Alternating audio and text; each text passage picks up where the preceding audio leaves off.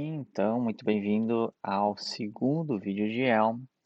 Fizemos a introdução no vídeo passado. Caso você não sabe bem exatamente o que é Elm, o que você consegue fazer e por que aprender, confere lá o vídeo anterior, porque nesse vídeo a gente vai, então, finalmente adentrar o guia oficial do Elm.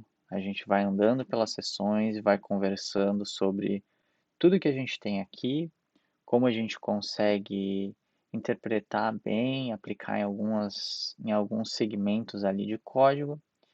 Basicamente, a ideia é a gente terminar essa série de vídeos aqui tendo um entendimento básico de tudo que a gente consegue fazer com Elm e, melhor ainda, transferir esse conhecimento que a gente aprende para muitas outras tecnologias que você utilize, caso você usa JavaScript, TypeScript, Java, seja lá o que for, você com certeza se dedicando um pouquinho a um novo paradigma de programação, uma nova forma de pensar, você vai colher vários frutos disso. Então, é isso aí, a gente vai começar aqui. Caso você não tenha visto a introdução, recomendo bastante, vai lá, olha a introdução, entende bem o que é Elm, o que a gente vai conseguir fazer com Elm, depois volta aqui. Então vamos lá, sem se repetir muito do que a gente viu naquele vídeo, o Elm vai ser uma linguagem completamente nova que vai compilar para JavaScript e ela é funcional.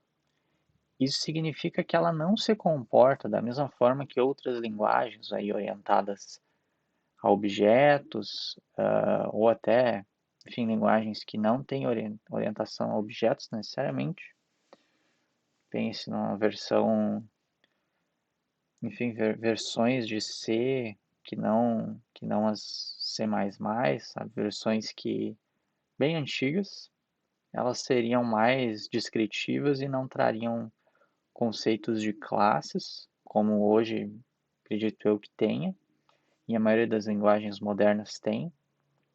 Então você pega uma linguagem bem moderna, por exemplo, Swift, usada no ecossistema da Apple, para fazer aplicações tanto para MacBook quanto para mobile e até o Apple Watch, enfim, todo o ecossistema Apple você usa Swift. E ela é uma linguagem bastante moderna que traz não só conceitos da orientação a objetos, mas também de linguagens funcionais. Então a gente vai ser introduzido, acho que pouca gente ainda foi introduzido esse conceito de linguagem funcional, e Elm vai ser, assim, pelo menos para mim, foi esse início de caminho nas linguagens funcionais. E com Elm a gente vai fazer websites, web apps, de forma que o ecossistema como um todo seja focado em simplicidade e qualidade. Então isso dificilmente você vê em outros ecossistemas de desenvolvimento. Pense no JavaScript. Muita coisa foi feita às pressas, né, o que favoreceu a linguagem ser adotada, né, ter uma adoção de mercado grande. Só que por outro lado, você acaba pecando aqui nessa qualidade a longo prazo. Pensa então no Node Modules, nos problemas que o pessoal teve com o gerenciamento de pacotes, Node Modules pegar gigas do seu HD. Então esse é um ponto aqui que o Elm vem também para trazer simplicidade nesse ponto. Então o que a gente vai tirar desse guia? Os fundamentos de programação com Elm. A gente, basicamente, eu não vejo nada que aqui nesse guia tenha que usando numa aplicação real a gente não consiga voltar aqui e usar como referência, ele é bastante completo. Então, e a linguagem Elm também por si só, ela não é extremamente complexa, ela não tem aí tantos detalhes e tantos problemas como muitas outras têm, visto que ela também é uma linguagem mais nova, né? Uma linguagem aí de, não sei se 2010, mas ela não tem há tanto tempo comparada, por exemplo, Python, Creation Year, vamos procurar quando é que Python foi criado, mas aí vai ser lá na década de 80, enfim. Então, é uma linguagem bem mais nova, então ela tem essa vantagem de não ter tantos problemas de ecossistema. A gente também vai ver essa invenção aqui que o Elm tem, que é a arquitetura do Elm. A arquitetura é essa que quando a gente entrar, logo logo a gente vai entrar mais profundamente no que é essa arquitetura. E por experiência eu digo que em vários outros casos assim que eu não estava trabalhando com Elm, eu consegui transferir esse conhecimento e modelar o sistema de forma que tudo ficasse mais simples de gerenciar, de controlar e de compor telas bastante complexas de uma forma simples, sabe? De uma forma gerenciável. Então isso vai ser provavelmente uma das partes mais importantes dessa série em entender a arquitetura do Elm, porque depois tudo que a gente for construir mais para frente vai usar fortemente essa arquitetura por baixo. E aqui também o Elm ele fala que a ênfase nos princípios e nos padrões generalizam para qualquer outra linguagem, né? Esse é um dos pontos que eu acho também muito legais aqui nessa série, que a gente não só está aprendendo Elm, né? Mas a gente está aprendendo uma forma de pensar em código que vai melhorar todo o nosso entendimento para, assim, toda a nossa carreira como desenvolvedores. Então, ok, aqui tem mais algumas coisas caso você queira ler. E aqui a gente entra no primeiro exemplo de Elm, que é bem interessante, né? O guia ele não enrola muito, ele vai ter essa sessão introdutória e ele já vai mostrar. Eu acho que vale a pena. Eu vou rapidamente descrever o que está acontecendo aqui e no decorrer dos vídeos você vai ter um entendimento completo disso sem muita dificuldade. Então, o que a gente tem aqui? Temos as importações, né? Como qualquer linguagem, a gente vai estar usando sempre recursos importados, as coisas elas não aparecem do nada. Então aqui ele vai importar o browser, vai ser basicamente uma forma da gente iniciar a aplicação toda, como ela está nesse contexto de navegador, por isso que tem aqui um browser. A gente vai importar também desse pacote HTML, a gente vai importar e expor não tudo, mas algumas coisas específicas. Caso a gente quisesse importar tudo, o que a gente faria seria isso aqui. Se eu consigo mostrar para vocês. Bom, vou digitar aqui. Seria entre parênteses, pontinho, pontinho. Ele diria que é para expor tudo do pacote HTML. Caso tivesse aqui, ao invés dessas palavras, tivesse ponto, ponto. Nesse caso, ele optou por exportar apenas coisas que ele vai utilizar, geralmente é o recomendado. Então aqui ele está falando que ele vai utilizar do pacote HTML o HTML, um botão, div e texto. E ele também vai importar eventos, especificamente esse aqui, onClick. Então, só com a base de importações que ele faz, a gente já tem alguma ideia do que esse código vai fazer. Então, ele vai estar criando uma tela com textos, divisórias e botões, e ele vai ter um clique. E quando esse clique acontecer, algum disparo vai ser feito, alguma coisa vai mudar. Aqui a gente vai ter essa função especial chamada main. Geralmente nas linguagens a gente tem essa função principal main. Pensa no Java, o Java tem o Java String Args lá, Java Initial Function, Initial Method na verdade, né?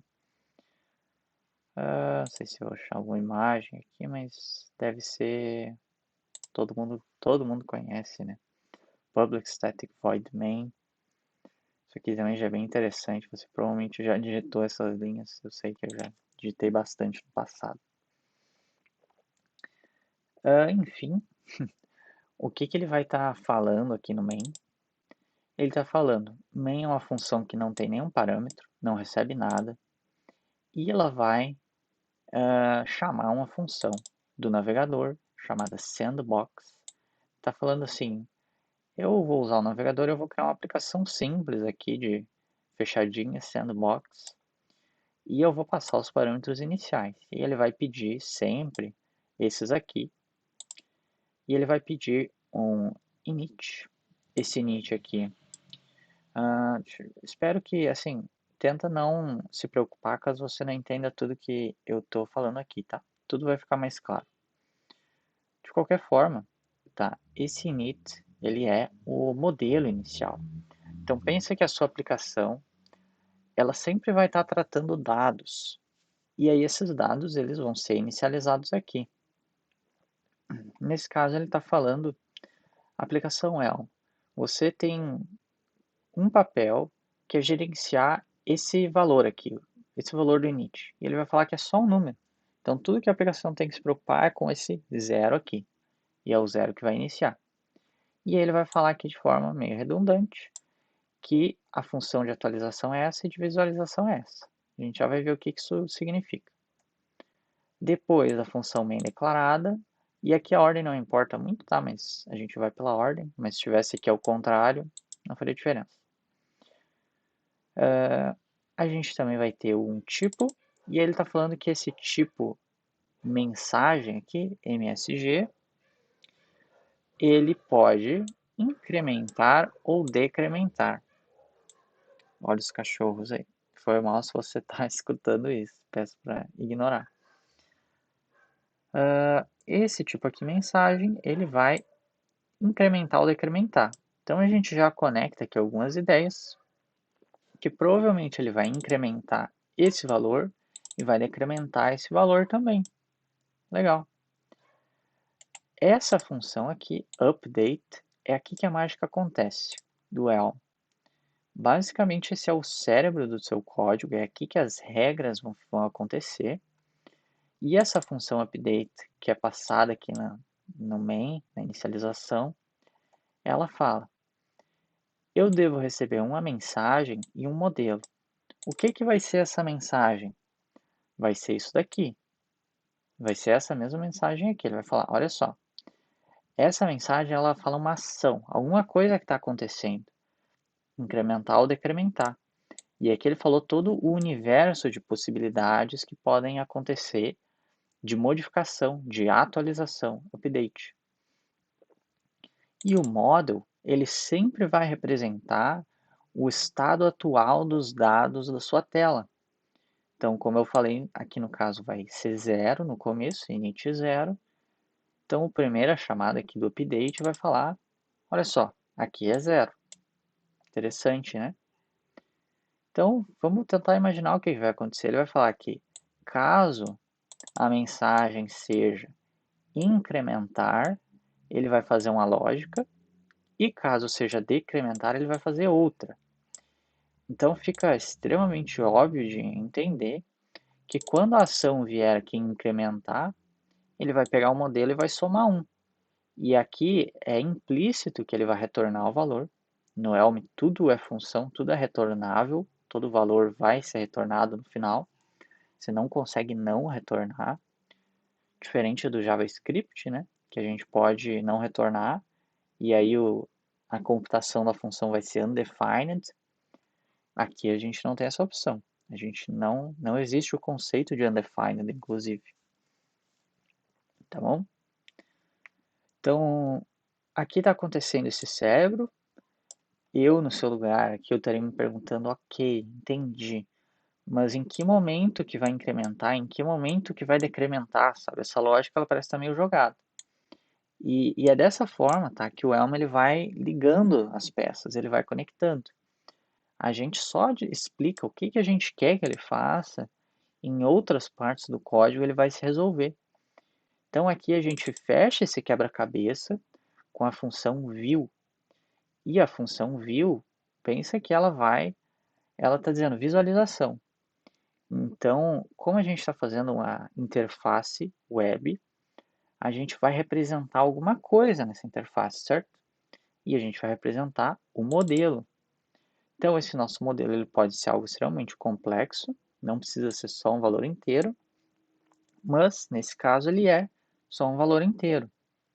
Então, esse valor inteiro ele vai ser representado aqui, nesse modelo, vai cair aqui, e ele vai falar assim, ok, como eu estou retornando uma visualização, eu vou ter uma divisória, um div, Você já mexeu com HTML, você sabe bem o que que é isso aqui. Essa primeira chamada aqui é um array de atributos. Então, caso você tenha classes, styles e várias coisas, vai ser tudo aqui, tá bom? E o segundo parâmetro é o corpo, tudo que vai dentro desse div. Então você vê que a nossa concepção de HTML, ela muda aqui dentro do Elm. E a coisa vai ficando muito interessante. Por quê? Aqui tem um PHP, mas não é isso que eu quero te mostrar. Aqui, ó, esse é o mais simples possível. Tá vendo aqui como ele tem o HTML normal, que acho que todo mundo que já mexeu na internet já viu isso aqui. Body, abre, fecha, e aqui tem o corpo dentro, né? É a mesma coisa que está acontecendo aqui, com a sintaxe diferente. Talvez, para mim, pelo menos no começo, não estava tão claro por que que essa sintaxe tinha que ser diferente. Eu estava acostumado com o JSX do React, então eu estava acostumado em só ver aquele HTML, só ver isso aqui. Eu não gostei que o Elm muda, só que com o tempo você vai entender por que que ele funciona dessa forma e que isso te dá várias vantagens também por tornar tudo coeso na linguagem. Mas isso vai ser o seu tempo. Aqui dentro também, só para terminar essa explicação, a gente vai ter dois botões aqui, botão aqui, e aqui dentro outra divisória no meio, sem nada, né, de atributo, e dentro do div vai ter um texto, e esse texto vai ser o modelo. Como o modelo é um inteiro, um valor int, né, como ele colocou aqui, esse valor int, o que ele vai fazer aqui vai ser converter, fazer um cast, né, string.fromInt, e aí isso aqui vai resolver em uma string, e aí o texto vai ficar feliz, e aí o div vai resolver, e tudo vai resolver. E é dessa forma também que a view e nada no Elm nunca jamais quebra, porque o compilador ele interpreta tudo que a gente explica aqui, e ele ia ver, caso aqui você digitasse model, ele ia falar, olha, você está retornando um valor inteiro para o meu texto, e o texto espera uma string. Então aqui você já começa a ter algumas dicas de como que o Elm faz todas aquelas garantias que a gente viu no vídeo anterior.